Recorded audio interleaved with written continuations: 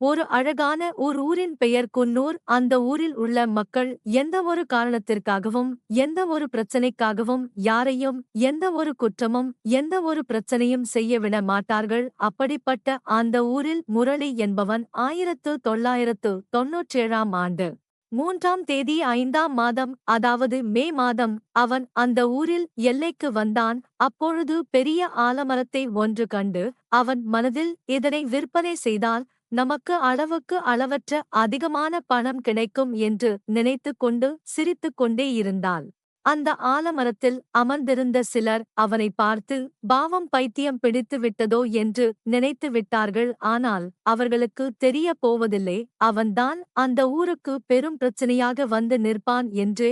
அவன் அந்த ஆலமரத்தை ரசித்து பார்த்தபடி முன்னோக்கி சென்றான். அங்கு அமர்ந்திருந்த மக்கள், யாரப்பா நீ இங்கே ஏன் வந்தாய், என்ன காரணம் என்று கேட்டார்கள். அவன் யாரையும் எதிர்கொள்ளாமல் கையில் வைத்திருந்த பையில் இருந்து துளையிடும் கருவியை எடுத்து அந்த மரத்தின் ஒரு பக்கத்தில் துளை இடுவதற்கு சென்றான்.